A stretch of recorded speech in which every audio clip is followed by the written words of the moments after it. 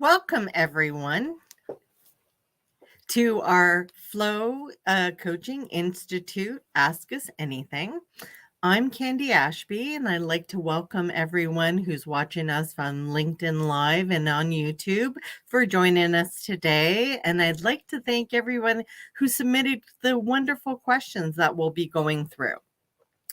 I would also like to welcome Sydney Eve, who will be my co-host for today.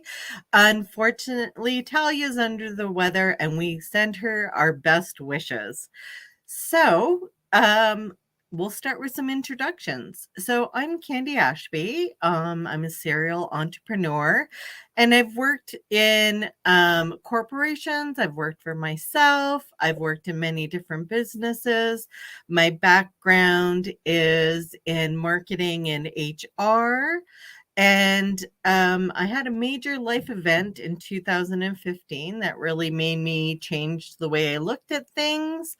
and had a wonderful mentor who told me that I'd make an amazing coach, and started from there and haven't looked back, and in loving my life as a coach. I'd like to introduce my co-host, Sydney Eve, if you'd like to introduce yourself. Can you hear me? Yes.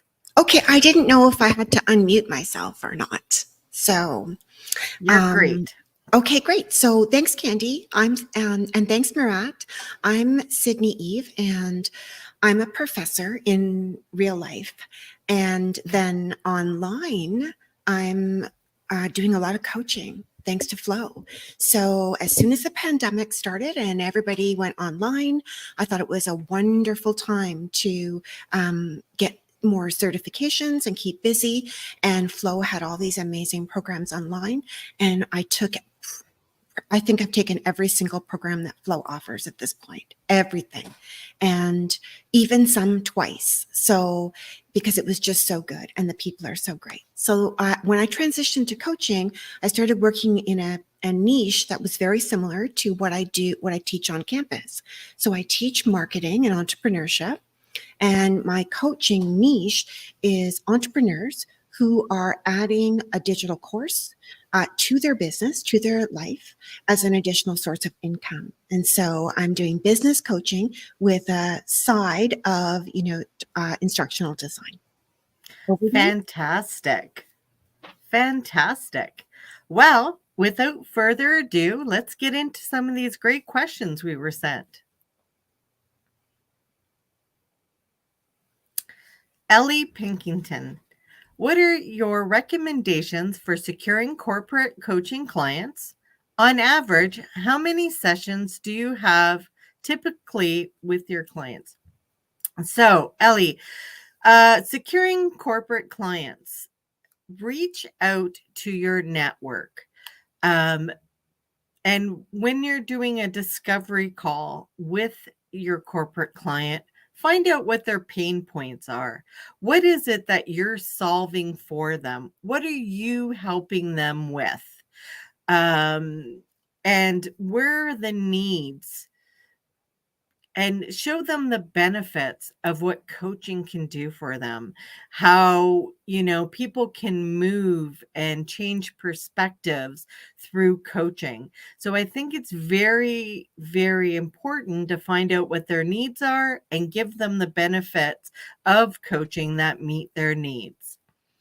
On average, how many sessions do your clients typically have for you? I see my clients usually weekly or bi-weekly for anywhere from 3 to 6 months, depending on their goals and the length of so in coaching, we visit gaps. We look at where they are now and where they want to be, and we build in milestones. So sometimes those goals aren't as lofty, and we can have successions. Sometimes they're loftier, and they need 12 or more. Sydney, how about you? My recommendation for securing corporate coaching clients would be, one, get your certifications, and two, make sure they're on your LinkedIn, and three, find your niche, so that you're not trying to be, too general, and you can go deep and understand the specific needs that they're gonna have in that corporate vertical space. And then I would make sure that my LinkedIn looked 5-star, because that's how we learn to trust each other when we don't know each other. It's like a business card. And then I would think of it, just like Candy said, as a pitch, as a business pitch, so that that you're talking about their possible objections, and you know what their goals might be, and you've done some social listening so that you have the right language, and then put together a pitch talking about the benefits of coaching. So that's one thing. The second thing I would say really is have your packages sorted a little bit in your mind, so that you're very clear and professional when you're offering them packages such as the ones that Candy just described. so that you can be sound as confident with your offerings as Candy just did when she described hers. Over to you, Candy. Great. Thank you, Sydney. Murat, what's our next question? How do you keep a continuous pipeline of clients? Sydney, can I throw this one to you? You totally can. So I think the question would be, if I wanted to be your client, Ellie, how many times do I need to hear your message and see you online before I'm ready to invest in a coaching program with you? And where am I looking for mentors and coaches and trainers and professional development opportunities? If that's on social media, pick your platform and then think about, well, maybe they need to see me weekly and maybe they need to see me for 3 months before they are feeling like they really trust me.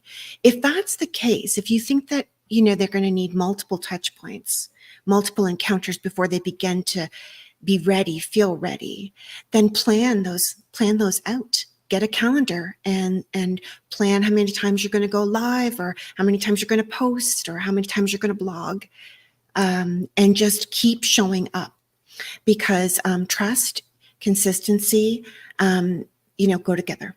So that's how I keep a continuous pipeline of clients. And I also make sure that I build it into my workflow with clients, that I have testimonials so that I'm asking them for reviews. Because again, social proof and trust leads people to feel like they can take the risk of investing in anything, including coaching.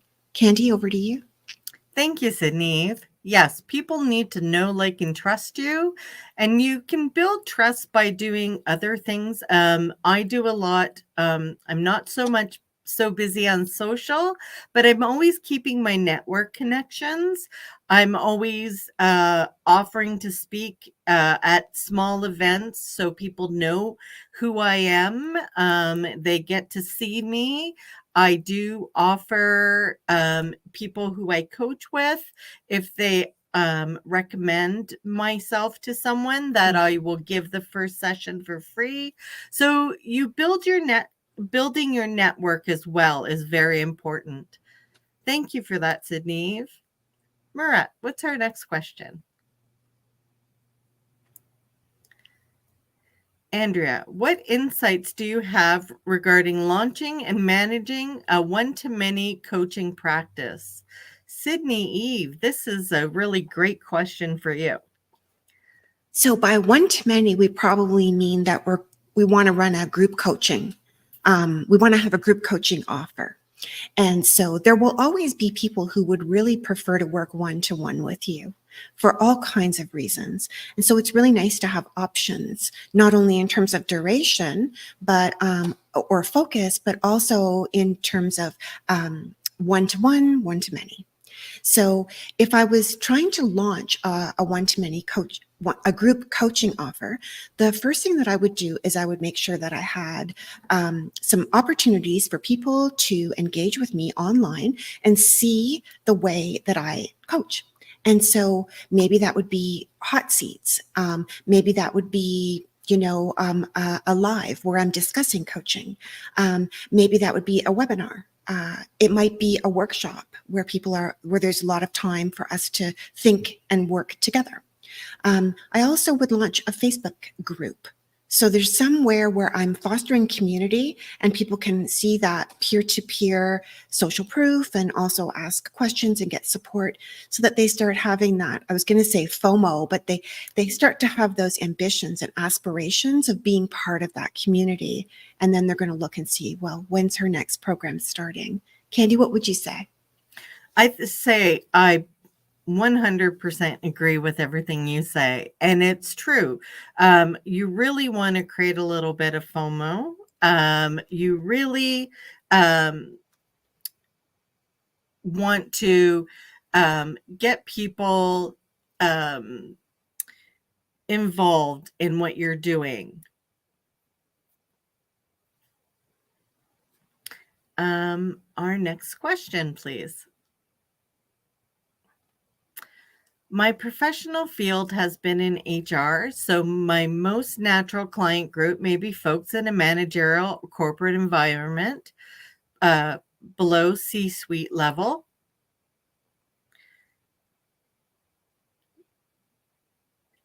However, I don't feel I could compete with so many experienced executive coaches.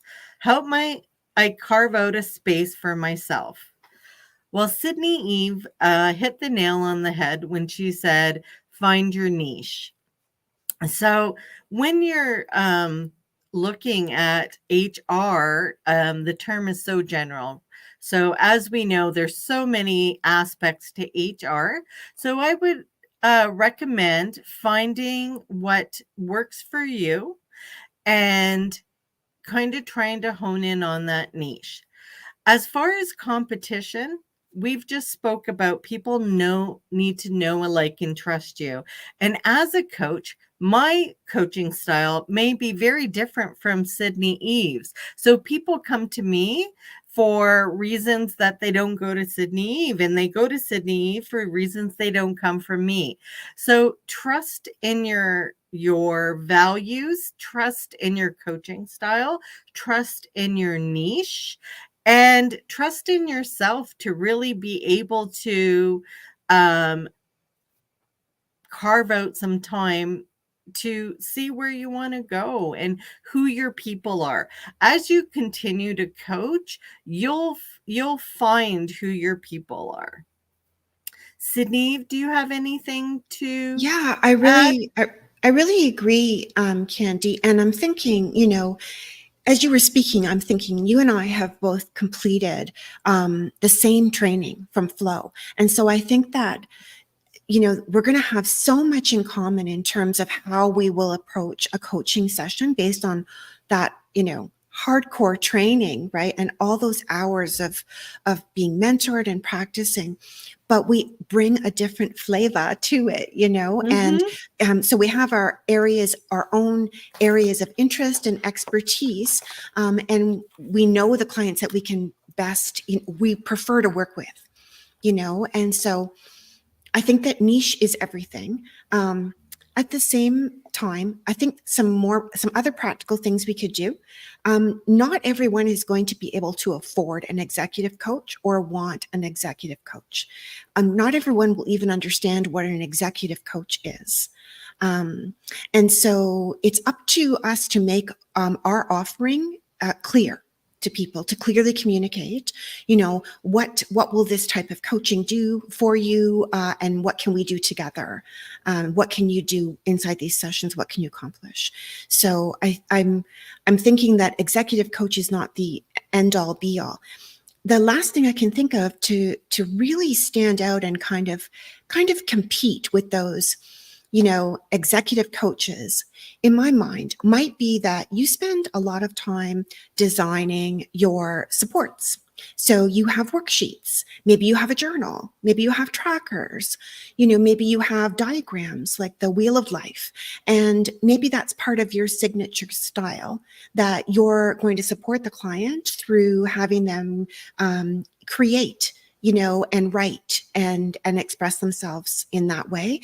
And some people will gravitate to that, while others will gravitate to a different coaching style.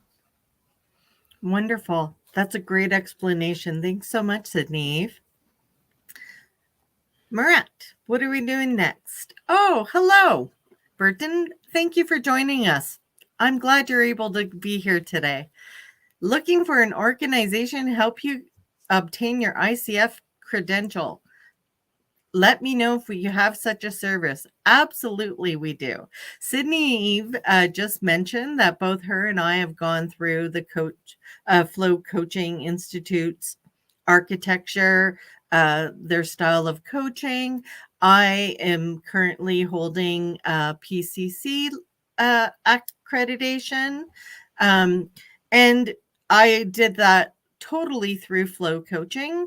They it In my opinion, it is really the best way to get in, learn your information, get your be able to get a solid foundation, get really great practice in, have wonderful mentors, and Mhm. really be able to live the coach life and have everything to just check your boxes as you're going through to get your certification. Sydney, do you have anything to add? Well, I think we do have a slide, which is a diagram of the different flow programs. So, would this be a good time for us to talk about those programs and how they lead to the International Coaches Federation certifications and credentials? Absolutely. Murat is going to put that up. So we have two ICF ACC accreditation um, foundation courses. The first one is Core Foundations, and it's based on the flow principles and the flow philosophies. And it allows you to create awareness and work with people's motivation, have some creative planning, really solidify their achievement, and hone in on their focus. And the first one, the ACF Core Foundations, modules 1 to 5, gives you a really solid foundation on coaching. The ICF business coaching modules 1 to 5 also give you that foundation, but with a flavor of business. So you're introduced or able to integrate business tools, for example, like SWOT analysis and business plans into your coaching, if that's the way you would like to go. Once you've accomplished modules 1 to 5, you have everything you need to begin coaching at that point. If you want to go further and receive your ACC or PCC, we recommend doing modules 6. And module 6 includes your mentorship hours, your oral exam. You go through each one of the competencies a little deeper. And that way, you solidify knowing your competencies when you're ready to write your coaching knowledge exam from the ICF. The other thing that you require to get in order to get a designation through the ICF is 100 hours of paid experience. I believe 75 to 80% must be paid experience, and the rest can be pro bono. And if you were going for your PCC, you have to have 500 hours. Again, 75 to 80% of that needs to be paid hours for to receive your accreditation. So flow really sets you up with the correct amount of education to receive your PCC and your ACC, and you're all set to go. And there is now a time where they're doing flipping over to new standards. They're renaming the standards for the courses. So our ACT is now we go all the way to level 2. Our upcoming courses coming, there's one coming up August 15th. That's an intensive. I myself came through an intensive course. I did the spring intensive, and that's where you really get to dive into coaching head first. You're in there for 15 days, so 3 weeks from 10 till 12. It's a really great course. Then we also have the core foundations, 1 to 5 coming. It's Wednesdays, so it's once a week. So there's always different options for going through those things, going through your courses. So if you want to go head first, or your time doesn't allow, this one is Wednesday mornings, but there are also weekend and evening courses probably coming up later in the year. Level 2, which is module 6, is coming up on Saturdays, August 5th to January. I'm honored to say that hopefully I'll be facilitating part of that module 6, and expressive arts coaching. This, Sydney Eve, I'm going to allow you to talk more about this. Talia is our instructor for this, but Sydney Eve has had the pleasure of completing this program. So, expressive arts coaching is so unique. If you look around, this is the only place to get your certification. And what Talia will do is she will give us permission to go and get all the school supplies and all the supplies, things we might not have been using since kindergarten, like paint and plasticine and all kinds of creative tools. And then what we do is we're using these materials to think with and to feel with. And so the coaching session is a little bit longer, and it involves time to create and then time to talk about the process, the product, and if this resonates for you, it really did for me. To be honest, I wanted to be an expressive arts coach that worked in the digital realm, because all my coaching is online. And so through this training, I was able to understand how to use our creative practice to meet coaching ends, coaching competencies. And all of the projects that I do with my clients are things like digital vision boards and things like that. So that's how I use that training to enhance my coaching practice. Fantastic. Thank you for that. All right. Are we ready to move on to our next question? Candy, I noticed something in the dates that Murat was showing us. And so my question would be, Module 6 starts on August 5th, but we might not be finished the modules 1 to 5, which go a little bit into August. So is it possible for us to take modules 1 to 5 in that intensive for those 2 weeks, and also start module 6 before we finished module 5? Absolutely. You can do both at the same time. You'll begin in modules 1 to 5 and start learning your foundations. And then you can move right into module 6, where you're really solidifying your competencies. Yes, they can run concurrently. Thanks so much.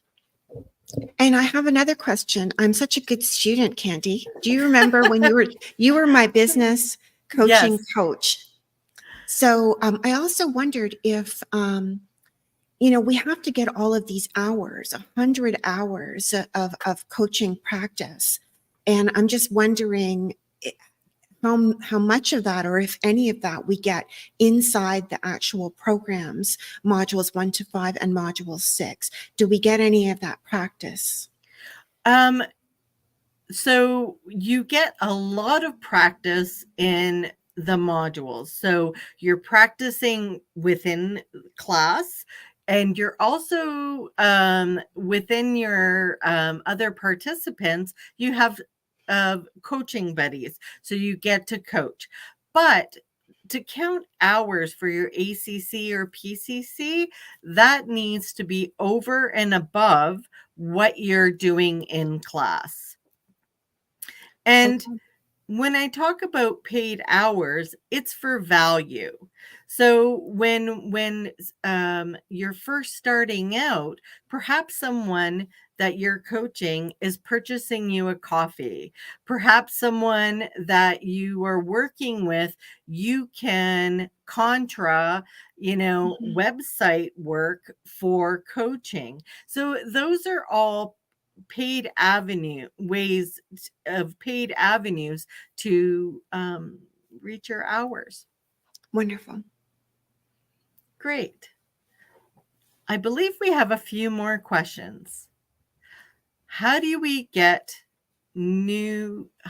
prospect to get new clients? So, in my um, way of doing things, I'm a little old school. And because I had a lot of business clients in my area, I tap into that network. So I make sure that I am staying relevant and top of mind to a lot of people. I make sure that I try to meet up with local service clubs. Um, for example, the Rotary, the Lions Club, those type of events. I also make sure if part of my specialty is health and wellness. So I try to make sure that I'm visible in the health and wellness community by attending events. I also make sure that I always have business cards on hand. And when I meet new people, I tell them what I do and I hand out my business card. I make sure that um, I'm present at networking events and really tap into my network. On the digital side, though, you're lucky to have this expert. How do you do it, Sydney? I was like, oh, good, there's an expert here. I can't wait to hear. The way that I get clients is by doing exactly what Candy just said, being visible. Being consistently visible online and offering value and being clearly communicating what I do and how I can help, um, the outcomes that we can achieve together. So, what that really means is I am always creating information, creating free lead magnets and putting them out there. I actually run advertising online. And grow my email list. I email my list information and ideas and offers. I think up promotions. I run. I'm sorry. I participate in collaborations, and so oftentimes I need to create a lot of information products in order to get that know, like, and trust that Candy was talking about, and attract people to me. So it's for me, it's really about creating information and sharing it to demonstrate credibility and to demonstrate unique value. And the last thing to say is for me is testimonials speak volumes. So I capture testimonials and I share them frequently on Instagram, on Facebook, on LinkedIn. So that's very, very important. Collaboration is really, I mean, as Candy said, networking is the thing, online or offline. And so if there is a niche group where you think your clients are hanging out online, participate and join in. You don't have to pitch yourself, just show up and offer value, and people will immediately gravitate to you. Fantastic. Thank you for that great insight, Sydney. Burton, I will make sure that our wonderful administrative person, Mina, reaches out to you. So thank you. Murat, our next question. What can I do with Core Foundations modules 1 to 5 certification? Do I need a module 6 certification to work as a coach? Absolutely. Absolutely not. Once you have 1 to 5, you can begin coaching. You are a flow certified coach. You do have all the foundation, and as you start to progress, you're going to build your confidence. So, no, you don't need module 6 certification to work as a coach. To be clear here, when depending on who your clients are, if corporate clients are more likely to be looking for an ICF certification, and Module 6 just sets you up with everything you need to get that certification, other than hours and the coach's knowledge exam. So, Module 6 is really just a great little package to move you into that. Um, so, you have your foundations, you're prepared to coach, go right ahead. Candy, can I add something there? Absolutely. Yes, please. Okay, so when I finished modules 1 to 5, I did the spring intensive just like you did. So it was 2 weeks daily, and I really felt like I came away with so much goodness. And then when I thought, oh well, module 6 is a nice to have, not a need to have. So maybe I won't take it. But I couldn't resist. So I took module 6, and I realized for me, for my confidence as a coach, it was a game changer because it was at a different level of professionalization. So we had access to mentoring, which I did not have in modules 1 to 5. And through that mentoring, I actually learned where my weaknesses were, where things were falling apart for me. And, my coaching, I found it really hard to wrap things up, for example. And that's where I got really actionable feedback from the professional coaches like yourself that work at Flow. So I also got information about launching a coaching business. We started to talk about, that prospecting and niching down, and that was also part of the conversations in Module 6. So I really appreciated that. And the sort of the diversity and the caliber of peers that took module 6, like we were all very, very serious about getting our accreditation from ICF, and so it was a different kind of intensity that was really worthwhile. So worth.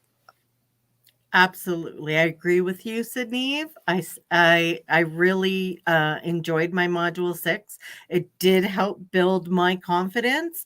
It also, in module 6, we also do in-class recording. So I got to hear techniques other people were using that I was like, this is great. Or, oh, how can I incorporate this? And it was really wonderful. Like yourself, I had mentor coaches that were telling me, okay, you really got this, but you need to work on that. So that was wonderful.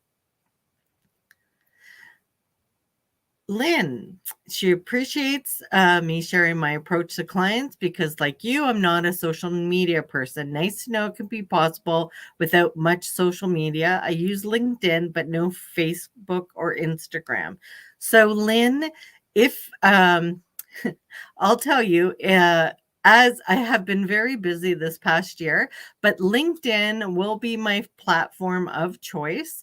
And I will be starting to have more presence there and build up because that's where a lot of my clients come from. So, like Sydney Eve suggested, having an online presence doesn't mean to me you have to spread yourself through all of them. If there's one where you find your clients, that's great. If you choose to do more, that's great too. So it really has to be your personal preference.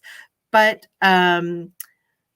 LinkedIn, we also have a coaches rising mastermind where we do talk about using social platforms. We bring in experts who know more about LinkedIn and Facebook and Instagram and algorithms and setting up profiles and all these wonderful things. Those classes, if you're interested in something like that, please shoot us an email at info@flowcoachinginstitute.com. And once we have enough demand for it, Talia is the one who brings this wonderful information to light. Could I Sydney, speak to that? I just finished the absolutely. mastermind. Oh, the mastermind was so good. I looked forward to it because, like you said, it's not offered all the time. It was a special opportunity. And so I looked forward to it for months. And then I was so happy with it because, there we were, coach, all, baby coaches talking about how are we going to grow this business? How are we going to develop our coaching persona? And really creative but super practical and important questions, whether we're, online or off, as Lynn was saying. So I can't recommend the mastermind enough. It was great. And I actually wish it was going on all the time because coaches need coaches, and it was a great way to put our heads together and look at each other's businesses. So we do a lot of that in module 6, and I was really enjoying it. The only thing I did not enjoy about module 6 was that I had to record myself coaching, and I was so nervous about it. And I think that's exactly why you take module 6, because it pushes you out of your comfort zone into the realm of, professional coaching, where you have, critique by mentors and peers, and that's where you grow, those uncomfortable moments. So That's wonderful. And learn to be comfortable with being uncomfortable. But as a coach, you grow your skills, you grow your confidence, and flow is the best, in my opinion, the best place to do this. There's no judgment. And myself and all the other instructors that I have, instructors that I work with, we're here for you. We want to see you succeed.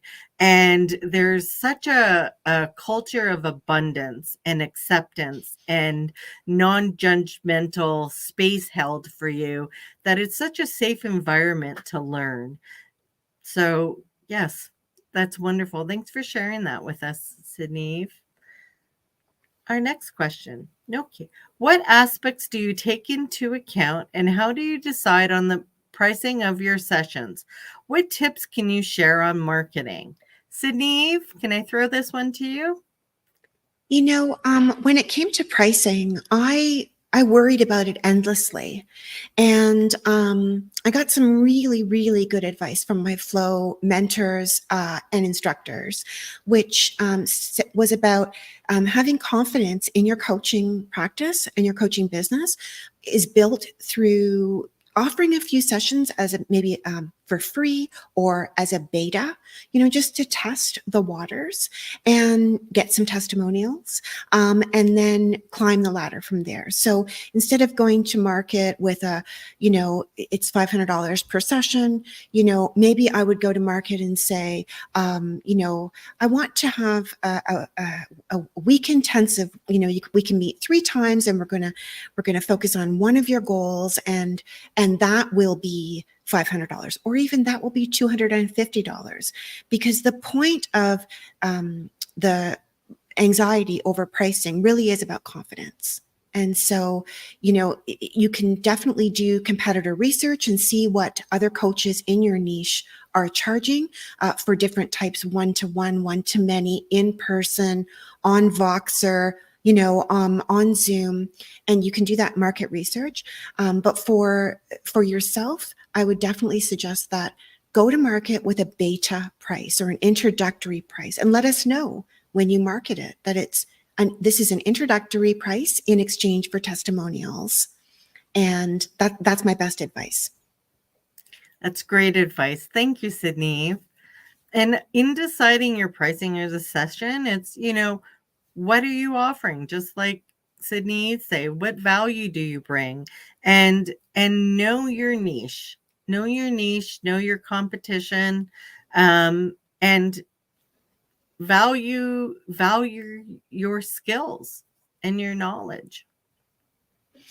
Candy, to be very specific about pricing, I know there's a lot of confusion about it, and that competitor research will enlighten you immediately. And so you may be thinking, oh well, I'd like to coach on Zoom, and I wonder if I can charge $250 a session. If you just do a little bit of shopping online, you will see what other people are charging, and it will immediately make things more clear for you. So in my niche, for a day of asynchronous coaching on Voxer, we would have a price between $500 and $1,000 for one day. And so that may shock you, or you may think that's really low, that's really high, but at least it benchmarks. This is what my peers are charging.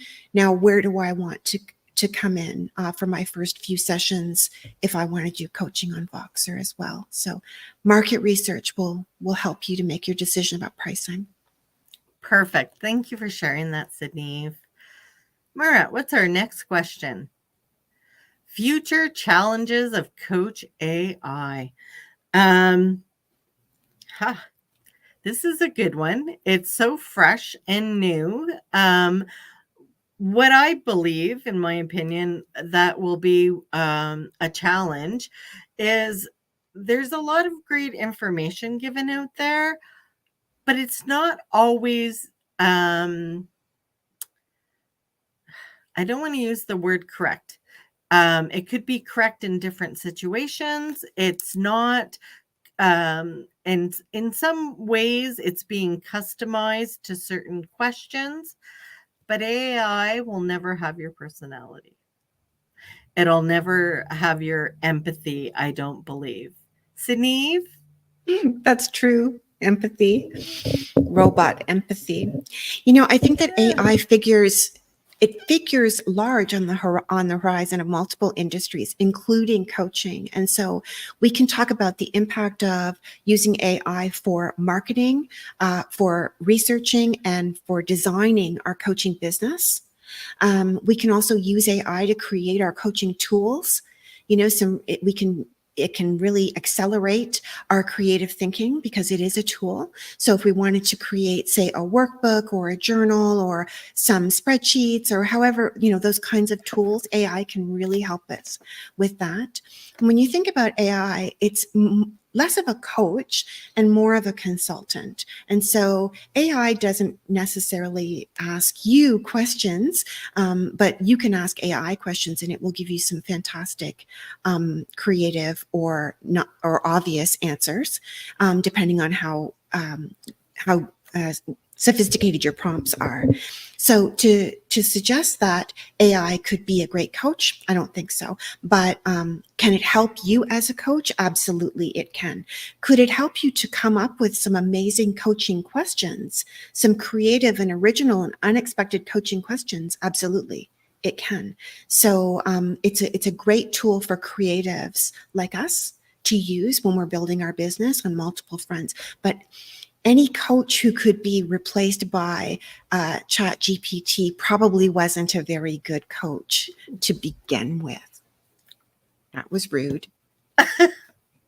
So there are companies who are developing AI coaching programs, and we should be aware of them. We should be aware of them, but you will never. I don't think AI will ever take away the value of a coach who holds space and is non-judgmental and shows empathy. And AI, I'm sorry, cannot listen to the levels of listening that you are introduced to in our coaching program. Flow has an amazing program, I believe, that really teaches you everything you need to know to be a coach. It's not just going through the motions, it's really listening, it's really asking those questions, it's helping people change their perspectives, it's holding space for people. And really having people, feel like they are your only priority. People need to be listened to. Marat, do we have? Candy, Yes, sorry. I remember you talking about that the coaching relationship or the sessions are like a dance. It I is. remember, yeah, and that really stuck with me because, it gives you a sense that yes, there's a certain choreography there, and flow will teach us that choreography, right? The step by step. But there's also a certain amount of improvisation, and responsiveness, and immediacy. And when you think about, a robot dance versus, people who are in the moment dancing, it's very different. So I think there's something that's innately human about the flow relationship of coaching. Absolutely. Thank you. Steve, if you could offer one piece of advice to a coach looking to leave full time employment to build their own coaching practice, what would it be? So I did this. I had full time employment. I was lucky enough or fortunate enough to be able to start to build my business while I was still working full time. And as my business started to grow, I went part time. And then once it grew more, uh, I left my full time role and went full time coaching. So there are also ebbs and flows in coaching. Sometimes there's different seasons. For example, around December, January kicks off, everybody has, new goals, but in December, everybody's ramping down. So it's important to know that, you're going to have busy times, you're going to have slower times. So financially, you're going to want to save and spend accordingly. But I built a little nest egg before I went out on my own. And so that was just my way of doing things. At the same time, I really believe that, you know, doing it slowly, because it does take time. It is not just hanging your shingle and people line up. It does take some time to build. But also, if you have full-time employment, you have nothing to lose, right? You can start to do this on the side and build it up as you're getting ready to wind down your full-time employment. Sydney Eve, what do you think? You know, my first thought, Steve, is really grow your list, grow your email list. Because as we both know, our Facebook and LinkedIn and whatever TikTok accounts can be shut down and disappear in a moment. But our email list is an important business asset. So it may seem counterintuitive, but you can contact me and sell your opportunities to work with you via email. And so you need my email address. So if I was going to leave my job, my full-time job, I would want to have an email list of 500 people, of 10,000 people. I would set a goal and I would go after it. Knowing that, every time I come up with some kind of opportunity for people to work with me, I'm going to have a way to sell it. So that would be important to me. And likewise, I would diversify my revenue streams. So when you're a coach, you're perfectly positioned to do one-to-one sessions, to do, as I suggested, asynchronous Voxer or messaging sessions, to write and create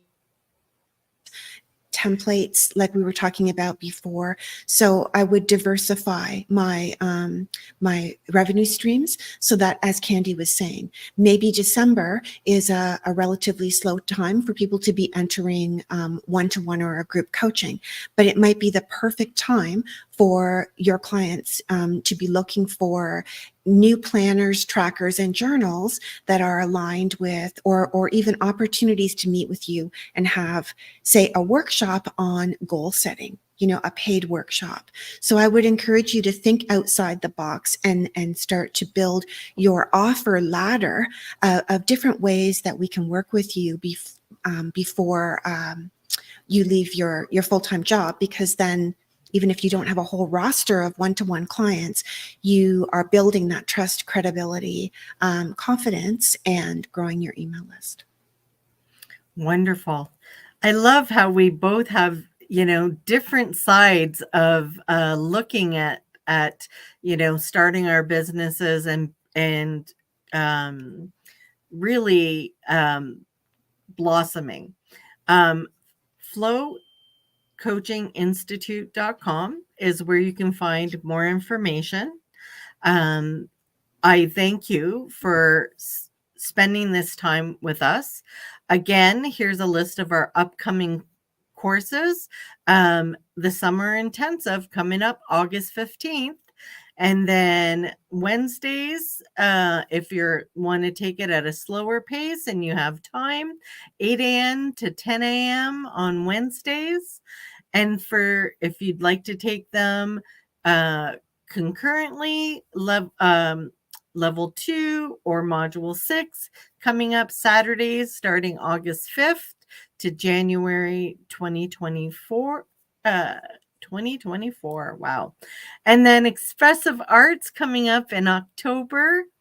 Again, if you're interested, I know a lot of questions came from students who have taken our 1 to 5. If you're interested in the Coaches Rising Mastermind, please send us an email at Flow Coaching Institute. Info at flowcoachinginstitute.com. Sydney, it was my pleasure to spend this hour with you. And I'd also like to thank Burton and Lynn for commenting and sharing their opinions with us. We also have to highlight, we had Murat in the background who was taking care of all our AV needs. And we wish Talia all the best in a speedy recovery. So, thank you all again for joining us on LinkedIn or YouTube. And please stay tuned. Follow our LinkedIn. Find us on all our social media platforms. We're on LinkedIn. We're on YouTube. We're on Facebook. We're on Instagram. And we would love to share more information with you. Thank you.